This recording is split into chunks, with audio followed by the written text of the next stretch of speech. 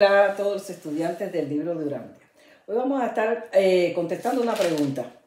¿Qué es tener fe? La palabra fe que se usa en la Biblia tiene 5 significados diferentes, siendo la número 5 la más importante de todas. La fe como una creencia glorificada, esa es la número 1. Tener fe como una creencia glorificada, que es como un orgullo de pertenencia a una organización. Es el que dice, soy protestante, soy católico, soy bautista, soy evangelista, soy no denominacional, lo que quiera, lo que practique. Ok, entonces, la fe como una creencia, en la Biblia dice, sin fe es imposible agradar a Dios, pues el que se acerca a Dios ha de creer que existe. Pero no solo se queda ahí, no solamente, sí, yo creo en Dios, no, hay que activar la fe, ¿ok? No se queda ahí, hay que ser un buscador de la verdad para poder desarrollar la fe. Buscar dentro de vosotros, que dentro de nosotros hay un fragmento de Dios que mora dentro de nosotros. Por eso es que se dice que busque dentro de ti, porque todo lo que busca está dentro de uno. Entonces podemos tener fe en que ese fragmento divino, ese ajustador del pensamiento, ese ajustador residente que vive dentro de nosotros nos va a ayudar en el crecimiento, en la sabiduría, en la estructuración de todo lo que estamos buscando por fe. Si alguno de vosotros está falta de sabiduría, que la pida a Dios que da a todos, pero que la pida con fe, sin vacilar. Eso lo dijo Santiago, está en el libro de Santiago 1, 5, 6 en la Biblia. La fe como dinámica de trabajo es una forma de creencia también. Por ejemplo, dice, ¿de qué sirve, hermanos míos, que alguien diga, tengo fe si no tiene obras? ¿Acaso podrá salvarle la fe? Eso también lo dijo Santiago, capítulo 2, 14. La fe conlleva creer, buscar, experimentar, practicar, buscar la perfección. Es la fe en acción. Existe también la creencia en grandes grupos. Hay una parte en la Biblia que dice, los creyentes cada vez en mayor número se adherían al Señor, una multitud de hombres y mujeres. Eso está en Hechos 5:14. La reunión en grupo es creencia. Eso no es fe, eso es creencia. Número 2, la fe sanadora.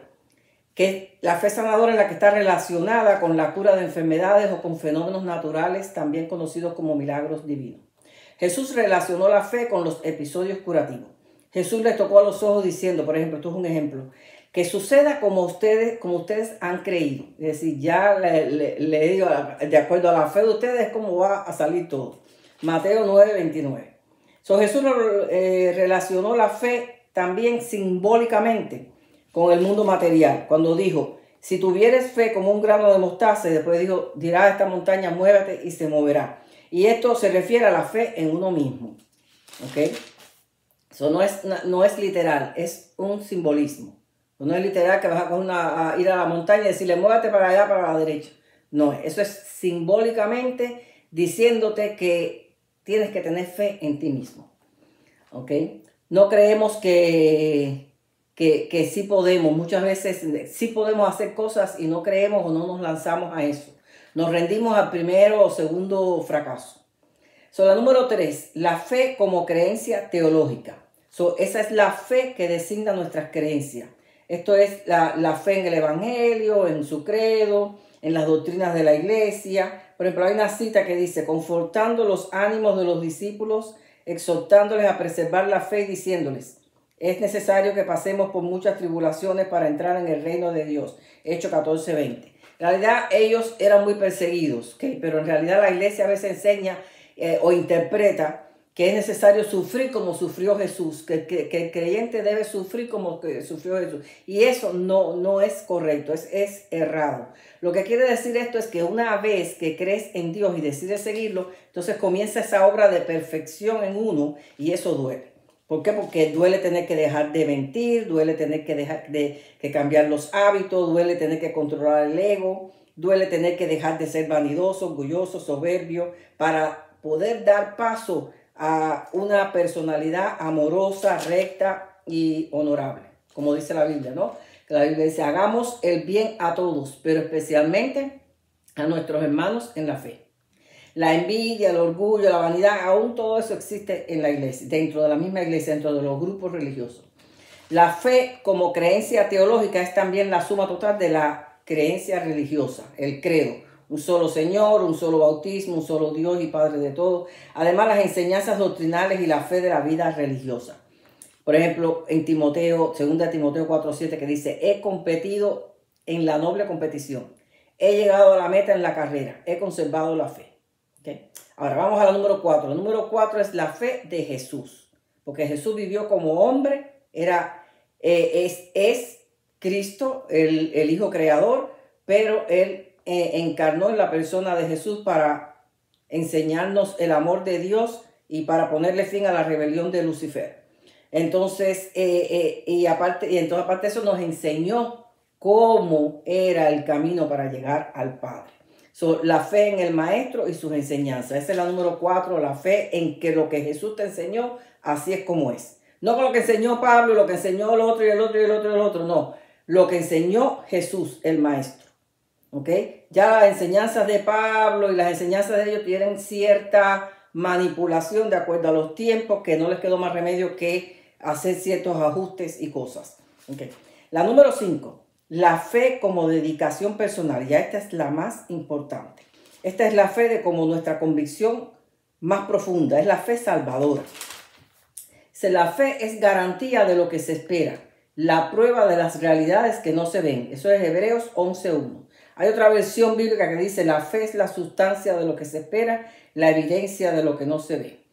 Okay. Otra cita trata la fe que se realza cuando estudiamos la palabra. Dice, por tanto, la fe viene de la predicación y la predicación por la palabra de Cristo. Romanos 10:17.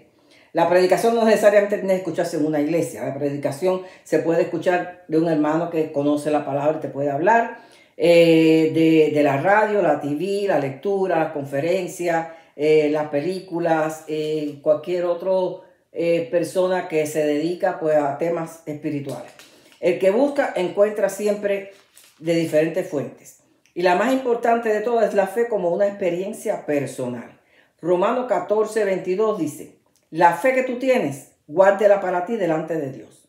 Otra versión dice, ¿tienes fe? Guárdela para ti ante Dios. ¿Qué quiere decir esto? La verdadera religión es una forma de vivir, encarando las realidades del diario vivir con la fe en que el ajustador residente, el fragmento de Dios que reside dentro de nosotros, nos dará la sabiduría, las pautas para guiarnos en el camino, para ayudarnos a levantarnos cada vez que caigamos, porque estamos tratando de perfeccionarnos, no somos perfectos, vamos a caer, vamos a fracasar, vamos a cometer errores, vamos a dudar, vamos a tener momentos de debilidad. Todo eso es propio del desarrollo de perfección de un ser humano.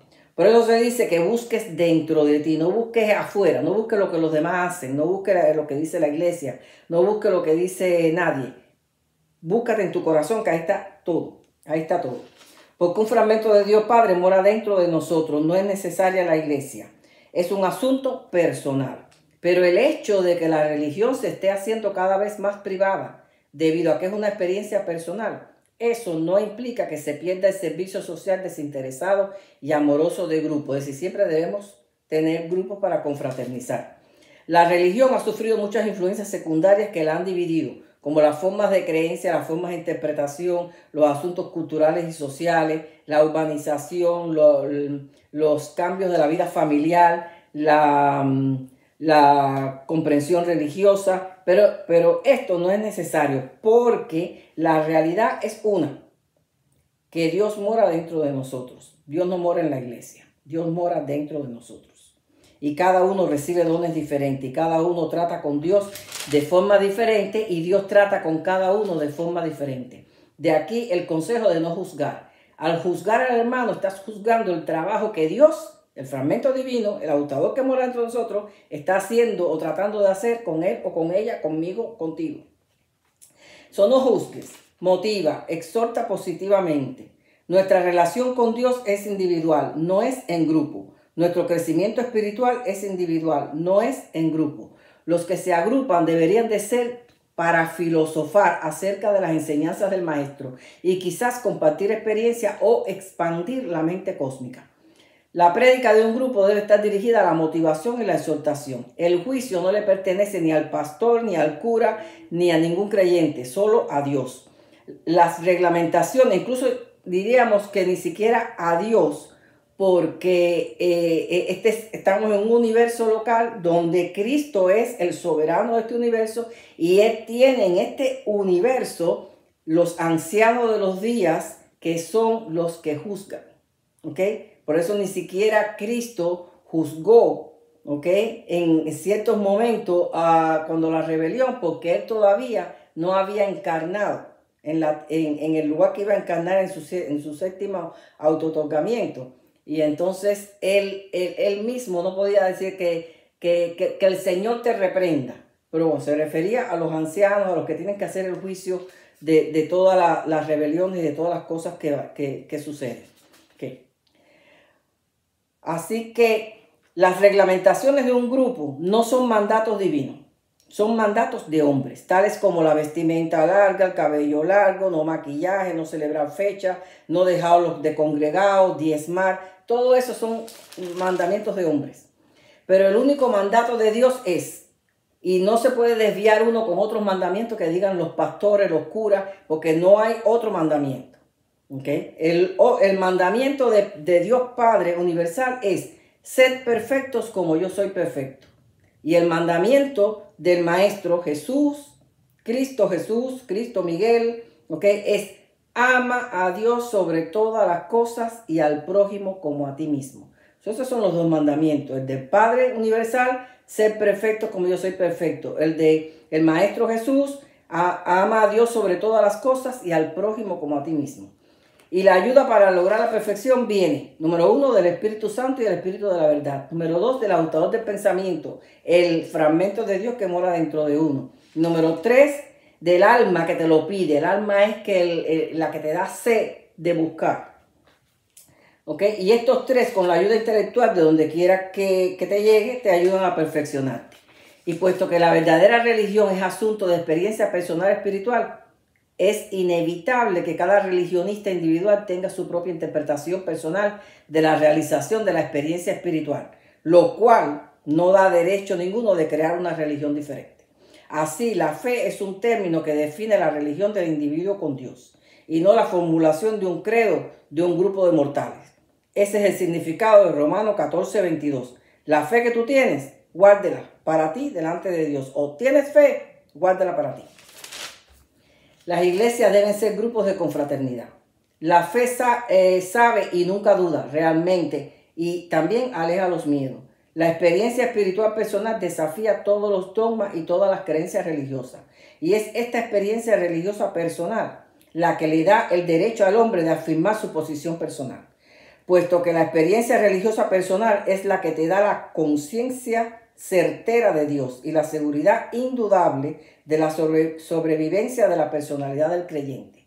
Dios nos moldea a cada uno de diferente manera. Pero el hecho de que los religiosos hayan creído tantas cosas que eran falsas no invalida la religión, porque la religión se funda en el reconocimiento de valores y se valida por la fe de experiencia religiosa personal. La religión, pues, se basa en la experiencia y en el pensamiento religioso. La teología, que es la filosofía de la religión, es un intento honesto de interpretar esa experiencia, como los grupos que se reúnen a filosofar. Pero estas creencias interpretativas de grupos pueden ser justas o erróneas, o una mezcla de verdad y error. Pero nuestra fe en Dios y nuestro trabajo interno con Él trasciende toda creencia. La creencia es siempre limitante, pero la fe es expansiva y liberadora. La creencia es fija, pero la fe libera, transforma la creencia en experiencia salvadora. La fe viva es más que la asociación de creencias nobles. Es más que un sistema exaltado de filosofía. La verdadera fe es una experiencia viva que comprende los significados espirituales, los ideales divinos y los valores supremos. El que tiene verdadera fe conoce a Dios y sirve al hombre. Las creencias se vuelven posesiones de grupos, pero la fe ha de ser personal. De ahí el versículo bíblico: ¿tienes fe? Tenla para contigo. La fe es la voluntad del que cree al servicio de Dios. Hacer la voluntad del Padre y no la voluntad del grupo. La fe en Dios y en uno mismo supera todos los obstáculos. Cualquier desesperación y duda puede ser apaciguada o disipada con una valiente pincelada de fe. En el corazón del hombre debe existir hambre de perfección, hambre de ser mejor, para poder comprender los caminos de la fe. El que elige hacer la voluntad divina conocerá el camino de la verdad. La razón puede dudar de la fe, pero la fe puede suplementar tanto la razón como la lógica. Las convicciones sobre Dios pueden ser alcanzadas por sabios razonamientos, pero el individuo se torna consciente de Dios solamente por la fe, a través de la experiencia personal. Es un proceso que puede durar toda la vida, pero al ponerse en contacto con la realidad cósmica, la certeza puede ser experimentada cuando estos significados y valores sean visualizados por la fe viva. El alma que conoce a Dios se atreve a decir, yo sé. Nadie conoce a nadie, pero la palabra dice que hay una forma de distinguirlo, es por sus frutos los conoceréis. Jesús no quería que creyeran en él. Jesús no quería una religión basada en lo que los apóstoles vieron, sino Jesús lo que quería es que creyeran con él. Él quería que creyeran juntamente con él en el Padre universal, que es su Padre y el nuestro. El Padre nadie lo puede ver hasta que no nos hayamos perfeccionado. Una parte de la perfección toma lugar en la tierra, la otra en las moradas del cielo. Mientras tanto, nos perfeccionamos en la fe del Padre invisible. A Dios Padre se le sigue por fe. Y de aquí viene la experiencia religiosa personal y personalizada, porque es diferente en cada uno. Así que hasta aquí lo de la fe. Los espero pronto en los próximos resúmenes.